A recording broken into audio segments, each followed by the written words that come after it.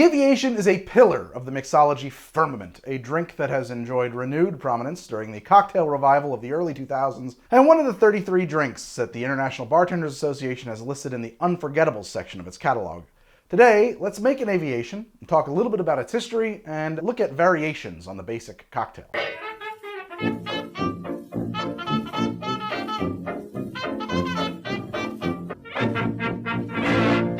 So, the Aviation was introduced to tipplers by Hugo Enslin in 1916. Well, that's when he published the recipe in his book, Recipes for Mixed Drinks, at least. Presumably, he had actually been serving them for at least a few years prior to that at the Hotel Wallach in New York City, where he was the head bartender. There's a very interesting history to this drink, part of which includes the fact that it's no longer quite as popular as it was in the halcyon days of the cocktail renaissance, but I'm going to get to all of that in a minute after I've made this 1916 version right away.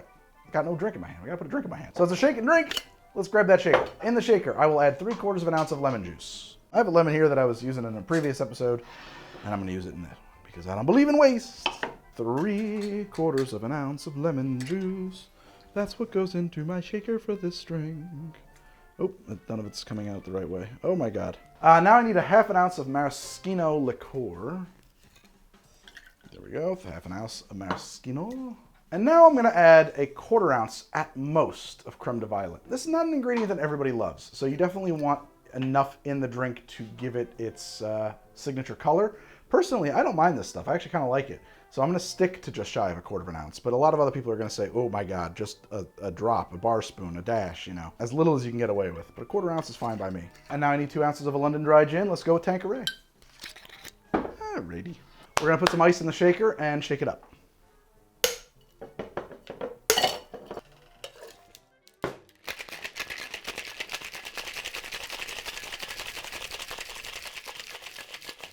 Now I'm going to grab a Cooper, actually in this case a Nick and Nora glass. To get this glass ready for the drink, I want to take a maraschino cherry and put it in the bottom of the glass. Why am I doing this? Normally you garnish the drink after you pour it, but in this case I don't want to have streaks of maraschino cherry syrup running through my drink as the cherry drops through, right? I want to have the drink have its color, and I want the cherry at the bottom.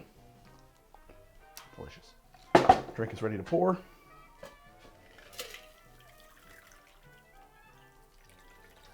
And there it is, the Aviation, as described by Hugo Enslin in 1916, more or less. Let's see how it is right after this. I love coffee. I cannot get enough of this stuff. And so I got to thank Trade for sponsoring this episode and feeding my need for coffee.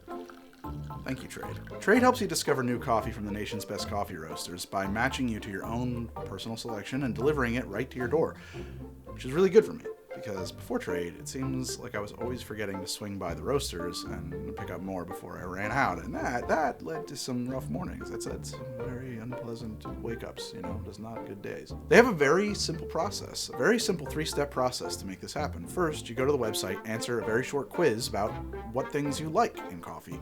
Then, choose when you want that coffee to arrive and how often. And finally, when that coffee does show up, tell them how you liked it. They will guarantee your first shipment, so if you don't like it, they're going to send you something else for free. Right now I'm sipping this Conga blend. It comes from Ethiopia, and it's roasted by Irving Farm Coffee.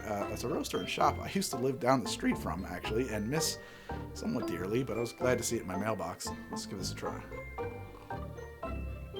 Whoa.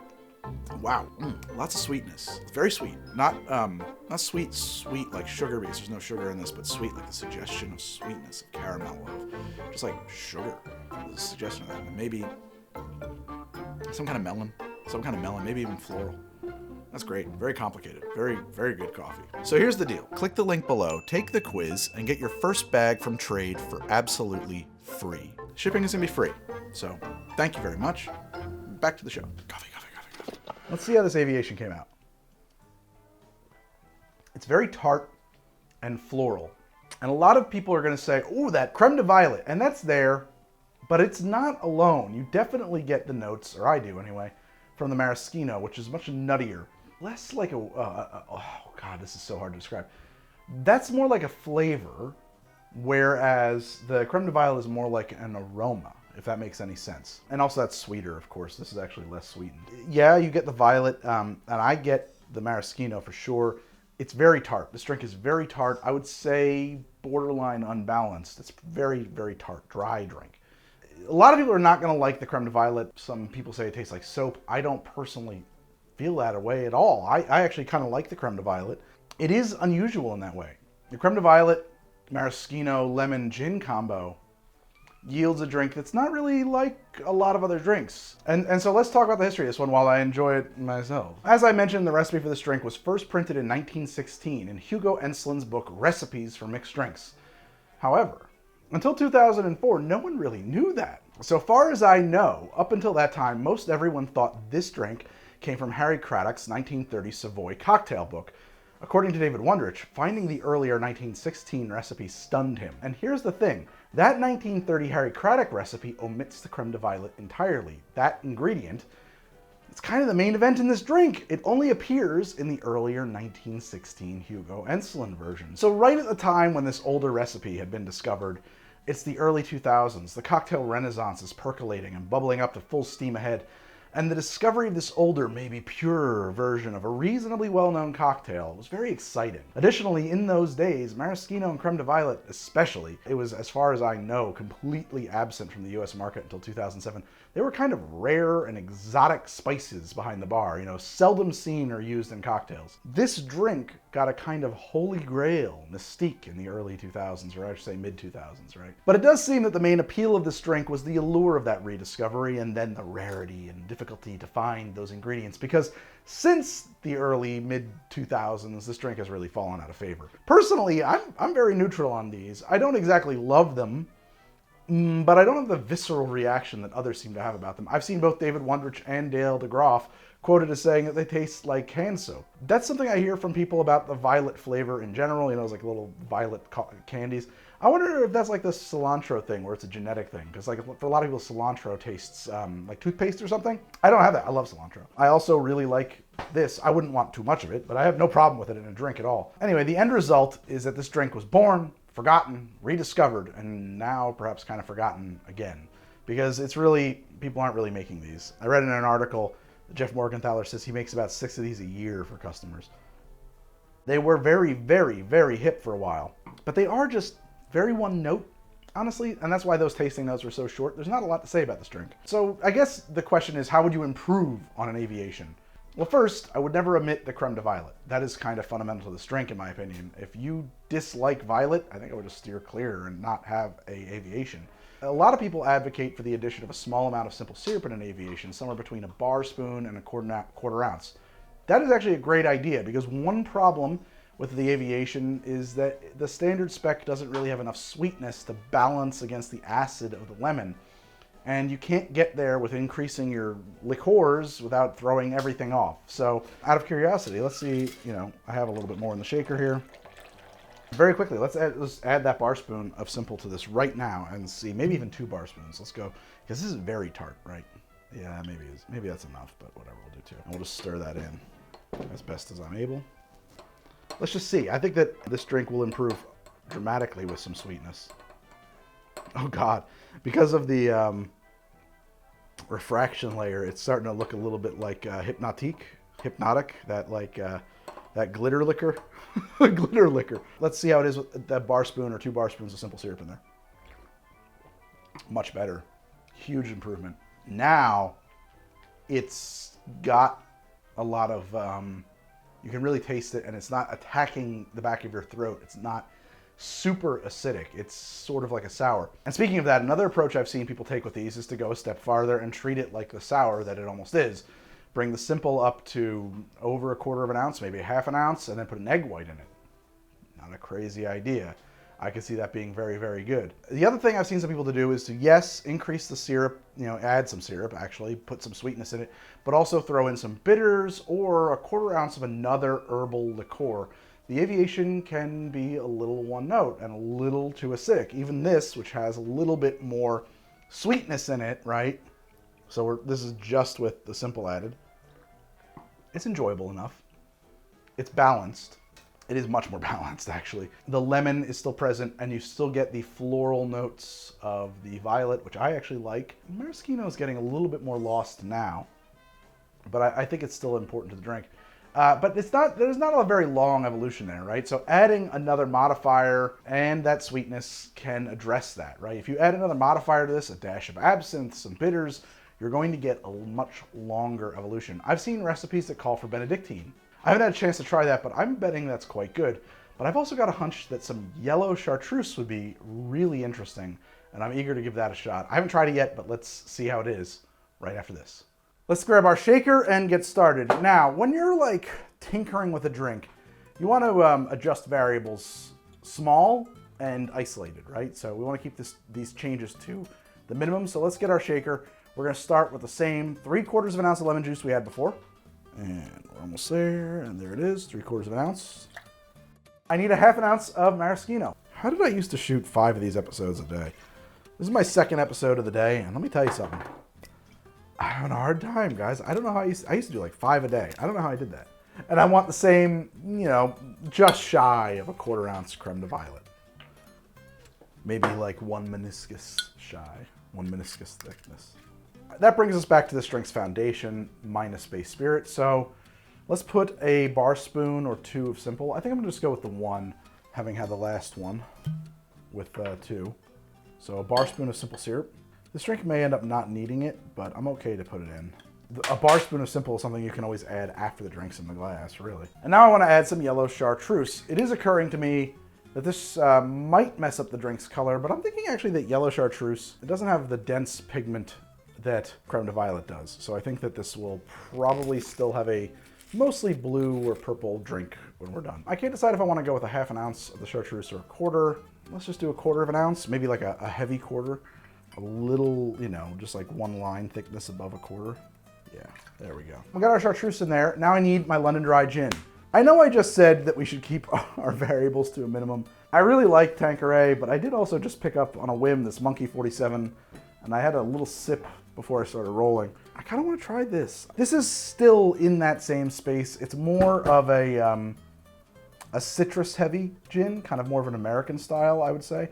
I don't know, don't quote me on that. This might not be officially a new American style gin, but it's way more citrusy than a London Dry, right? But what the heck, let's try it out. So the drink's in the shaker. Let's get some ice in here and shake it up. Grabbing 2 ice cubes, 1, 2. Pour that in.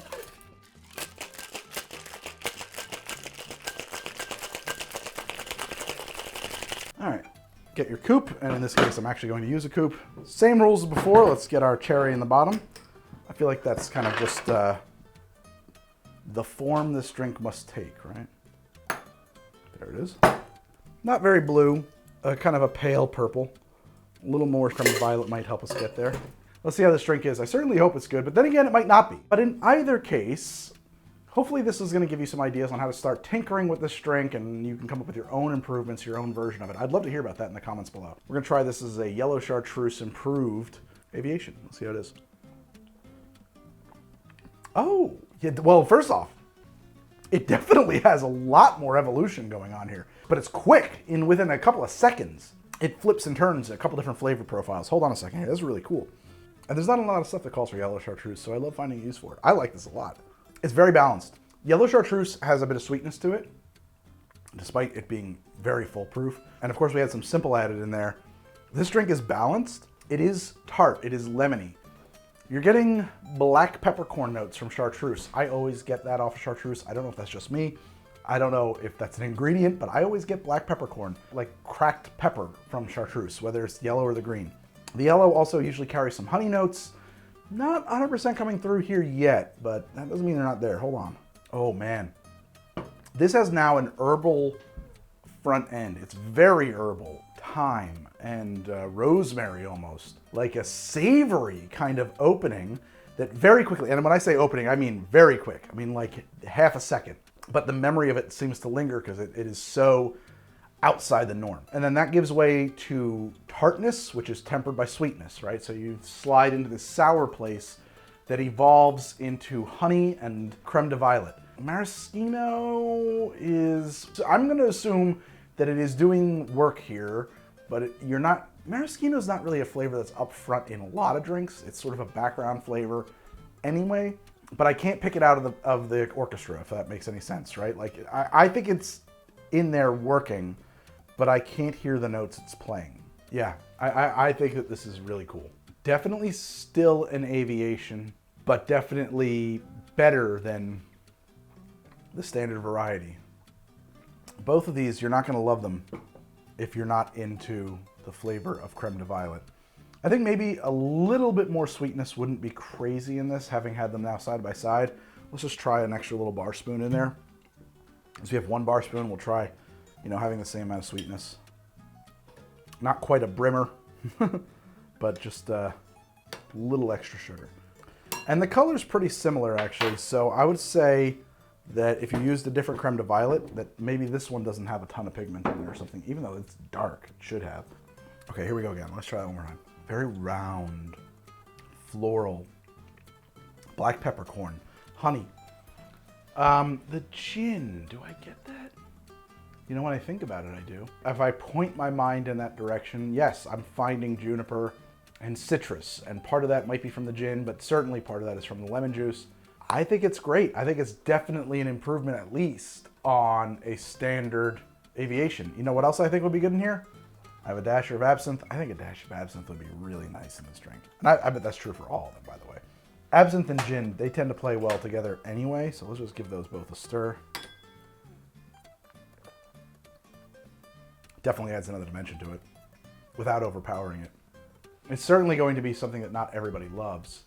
I like it a lot. I think that the absinthe really kind of puts this high note on top of the orchestra flavors that's going on here that carries right through and keeps returning as your air moves up and down your apparatus here as you breathe. Puts a whole different nose on the drink too. I like it. I like the absinthe better in this version with the Chartreuse and the Monkey 47 than I do in this version with the London Dry and the no Chartreuse. But it's an interesting notion as well, one worth exploring. So today I revisited the Aviation, one of the very first episodes of How to Drink, and then I've had to revisit this drink twice because I made it once and I made it with Creme. Now, I learned an Aviation with Creme. I don't remember where I learned it from, but that was sort of outdated advice when I had learned it, because at the time, there was a time period between 2004 and 2007 when it was basically impossible to get creme de violet in the United States. There wasn't any on the market in the US. And so the next best thing was Creme, which had violet plus other things going on in it. So when I made an Aviation on the show the first time, I made it with Creme. A lot of people gave me shit about that, so I made it again with Creme de Violet, and I said, hey, it's better. So anyway, and here I am revisiting the Aviation again because I think this is a drink whose star has faded, but yet there is something in this. I mean, the foundations of a better drink are here. You have a sour with an unusual modifier, essentially. And if you can balance that first with a little bit of simple, I think you can take this drink for a walk in a number of directions. I would love to hear how you handle an Aviation, what spec you use, and if you improve it, if you tweak it, if you modify it to your tastes. Let me know in the comments below. I'm Greg, this is the show, How to Drink. Show about making cocktails and how to drink them sometimes. I usually have a different spiel where I talk about all my social media content. I'm gonna put that in a block down here. I shot 2 episodes back to back today. I used to shoot 5 in a day. I don't know how I did it. I shot 2 today back to back, and I have to lie down now. I can't talk anymore. So in the meantime, why don't you check out another episode of HTD that maybe you haven't seen, and I'll see you soon with another HTD very soon. All right, guys, thanks for watching.